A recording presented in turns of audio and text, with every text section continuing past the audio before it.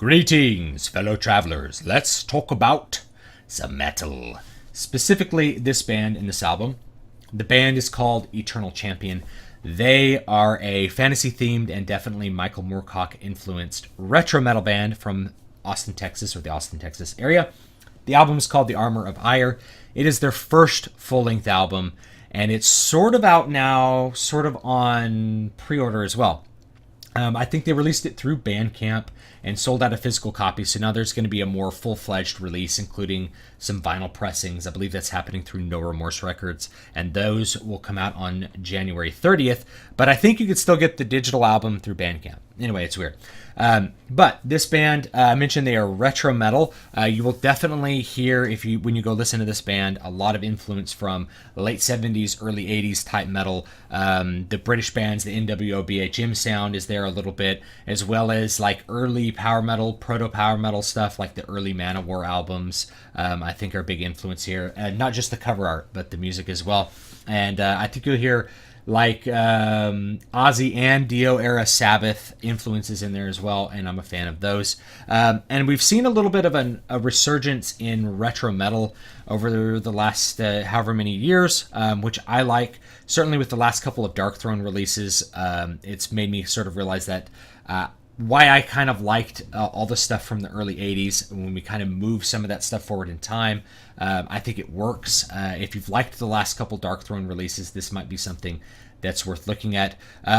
These guys are also from the same town as another retro band or band that started out as a retro metal band, which was The Sword.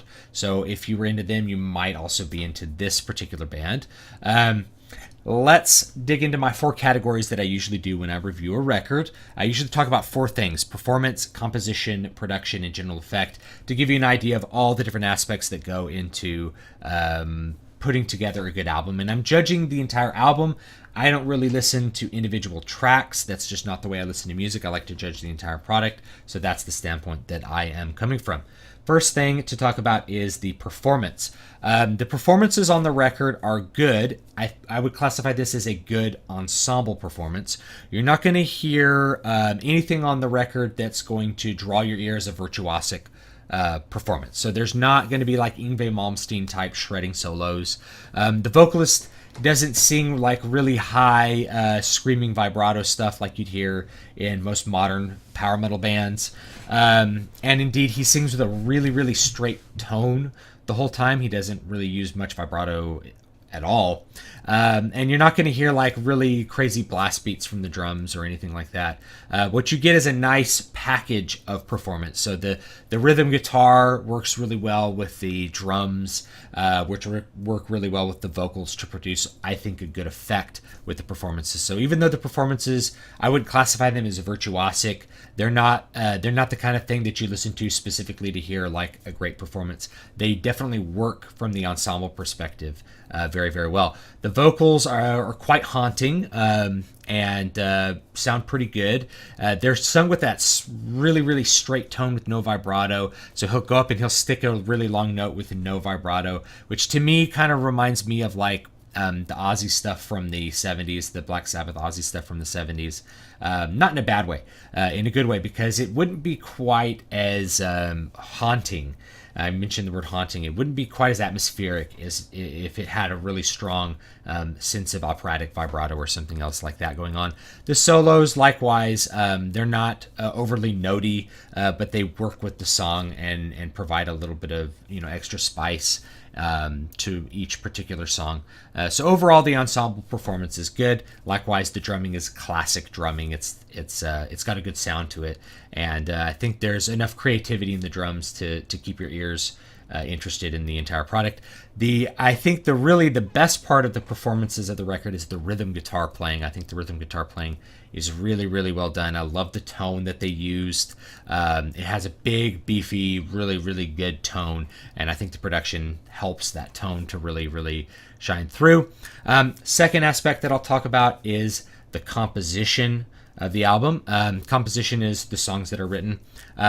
First thing I'll talk about is lyrics. I like the lyrics. I think the lyrics are quite a bit less cheesy than what you might get from a lot of power metal bands and a lot of fantasy themed bands. I think the lyrics are interesting and well written, and I like to hear more of them. Obviously, as you can judge from the cover art, they are fantasy themed, and they are somewhat cryptic sometimes, which makes me just kind of want to hear more of what the band is doing. So I like the lyrics. I like the riffs that have been written. I think are really, really interesting. They definitely draw the ear, and the way that the songs are constructed, you have these sort of longer sections that build together to make a complete song.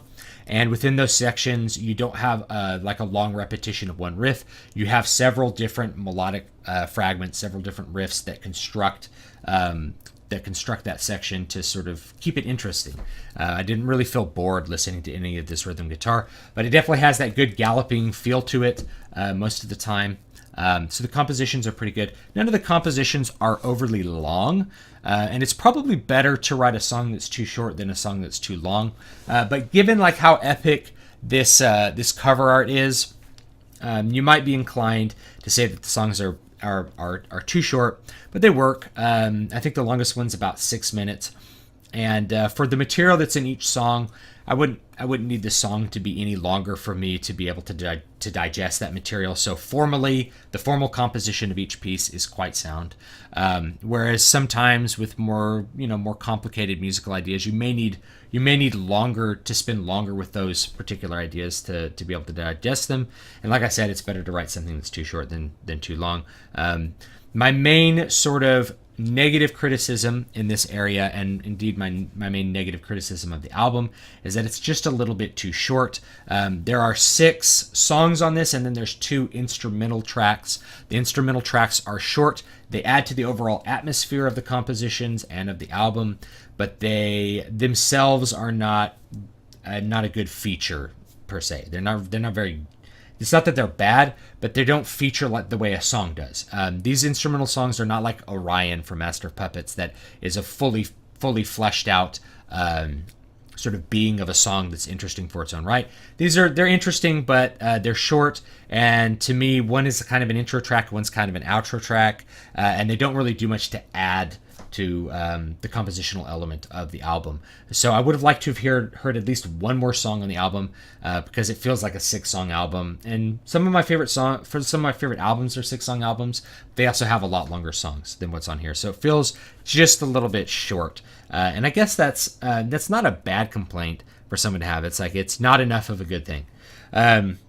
Third element, production. This is the one that is in some ways could be thought of as the most negative part of this, or the most positive. I tend to think of it in a positive way. This has a more traditional classic production sound to it. I don't know what equipment they used to record this album, but one thing you'll notice when you hear it, it's not mixed or mastered to have that really compressed, high volume, highly maximized sound that's really, really typical of a lot of modern metal records. And if they had gone with that production style, I don't think this music would have sounded as good. I don't think it would have matched the atmosphere of what the band was trying to create. I don't think it would have matched the atmosphere of the songs themselves. I don't think the performances would have fit well within that sound. And remembering back a couple months ago, I remember there was a Metallica track and a Darkthrone track that came out like at the same time, like within a day of each other. And I listened to both of them, and I did a video on them. And the Darkthrone track interested me way more. And the big reason is because the production made everything sound so much bigger.